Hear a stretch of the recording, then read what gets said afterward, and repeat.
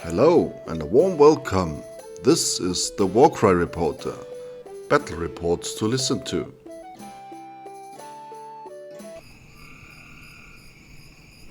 We are in the Bugman's encampment and Vigout is giving a speech.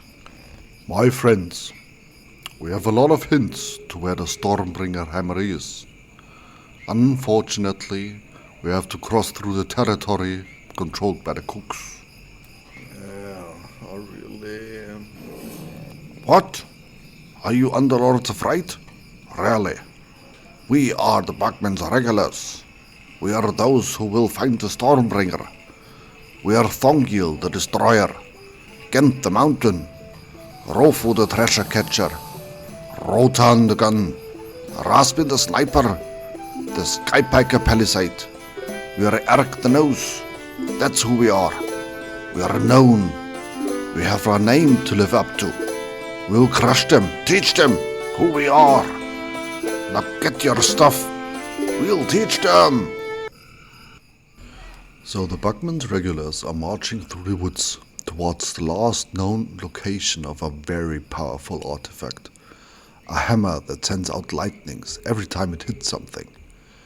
Vigout really wants that thing. Rofo was sent to scout ahead and reported that he found the Seven Cooks company. They have split up, obviously searching for something too. The warbands meet in a place with 4 trees that are connected by hanging bridges and run zigzag from the west to the east. In the northwest, southwest and southeast corners we have rubble, shielding the corners. Vigout has given the order to either take down Maticek or keep him off the battlefield. The second one might be more likely. Unfortunately, the sun is already sinking and vision range will diminish quickly. The battle begins. In the east we see Groll-Ok Oilcat Feuerbringer, an Ogor tyrant. He joined the cooks a while ago. That is a big lad. Let's hope the Bugmans can keep him at a distance. In the north, Lead Belcher Torbart and Iron Fist Lukashor make an appearance. The Bugmans present Rofo and Raspin in the south, and Odo, Tasha and Rotan in the west. Master Chef Maticek's infuriated voice can be heard from the southwest, closing in quickly, and the fighters start running, trying to get a good position. The Bugmans run to the southwest corner to intercept Maticek. Only Raspin is trying to use the light that is left to fire at Groll-Ok. He hits him 2 times, but the Ogre Tyrant seems utterly unimpressed. Rofo is giving him a shot too, and again, not even a reaction from Groll. The Ogres are running the same way as the Bugmans. Torbart has a broken leg, but still manages to get onto the platform of the nearest tree. There they are. Maticek Iceblood and his Frostsaber Snickers have arrived and see themselves surrounded by overlords. In the northeast corner, Vigout, Thongil and Tuvok have arrived. They might be a bit far away to do something in this battle. This outflank was intended differently, I guess. Rofo is the first to get to Maticek. He's jumping very close to him and is trying to block him from moving. The Frostsaber is overwhelmed by so much prey and with an onslaught is attacking Rofo, while blocking Odo and Tasha from getting closer. Rofo is defending himself well, but Snicket is very determined. Now Rotan is closing in, standing as much in the way as possible of Maticek, without getting too close to Snickers. The Master Chef is furious, hacks at Rofo and cuts him down like nothing. Boosted by his success, he moves quickly and snake-like between Rotan and Snickers, and then disengages from Rotan. He really managed to get out of this. Wow, that was no small feat. Odo saw that and seemed to be stunned for a second, but reacts quickly, disengages from Snickers and stabs Maticek. Ooh, he hits the Ogre Chef hard, but gets some in return. In the northeast corner we see Thongil running like a madman. Batsy on his side and his mechanism of the old one in hand. He keeps running and he keeps running. He did it again. Using that thing has weird effects. Oh, that was not a good idea. Torbart is still up the tree and can see Thongil coming. He immediately turns and fires twice at Thonky. Thonky fires back and goes on his knees. Oh, after 2 hits, and he is not getting back up again. Oh my. Maticek broke free. The best chance to separate or down the ogre chef is wasted.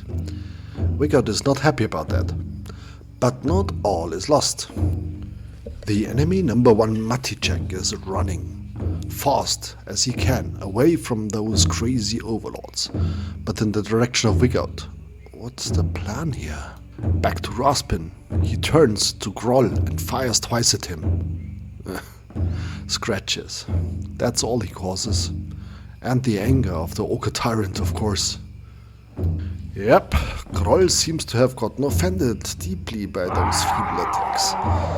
Oh my, he's furious. He runs into Raspin, knocking the overlord off his feet. He raises his spear and rams it down into Raspin. Ow. In the middle of the battlefield, Lukashor is in the way and has to be distracted. Rotan is taking on this challenge. With the fortitude of his ancestors, he is trying to hold the mighty ogre in place. Sadly, Lukashor is quite unimpressed and smashes Rotan to pieces. Okay, Rotan did fight back, but barely. Odo rushes after Maticek, while Snickers is giving it hard to Tasha, who is putting up quite a fight.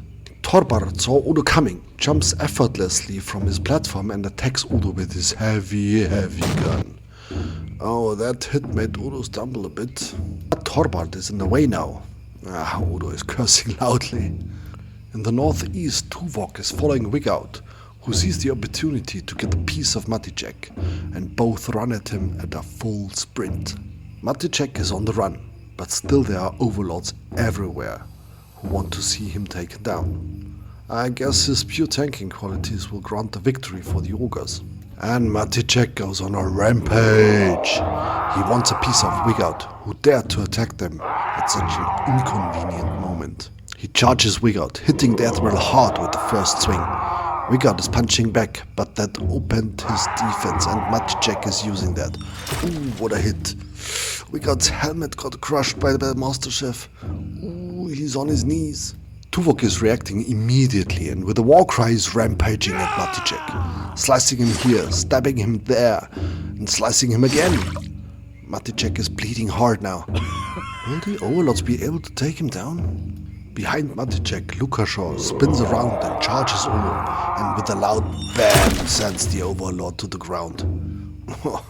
The ogre is so brutal. In the southeast, Tasha is still fighting Snickers, trying to get the damn beast down. He uses all his tricks. He's maneuvering her around and rams the pike into her, pulls it back out and crush again, pushes the blade deep into Snickers' flesh. She is not moving anymore. Torbart, free from Odo now, steps towards Tuvok and tries to hit him. But Tuvok is in such a rage and so quickly moving, he can't really hit him. And hey, Wiggout is getting back up again, and he's stumbling backwards. He fires at Maticek, but the bullets only hit fur and don't really cause any damage. And from the other side of the battlefield we hear Groll's triumphant growl. That's it for this battle. Yeah, damn, that was close. The overlords had a good idea trying to trap Maticek in the corner. But that ogre can be graceful. He danced on tiptoes out of the clutches of the overlords and even managed to stand against Wiggout and Tuvok. My respect. Wiggout is still trying to get his helmet off as I approach the overlords. Tuvok just shakes his head and shows that neither he nor Wiggout are willing to talk to me. Erk is tending to the wounded. And Tasha might be open for a chat. Hello, Tasha. That was close. Yeah, true, that was close. What is your comment on this battle? Oh, well, close. And what else? Nothing. Close it was. Okay, Tasha, dear listeners. At the end of the day, Eric was able to get Raspin back on his feet again. He was badly wounded.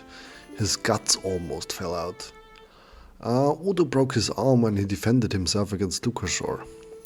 And Gent was sent out searching the surroundings meanwhile, and found a worn but very usable ruin.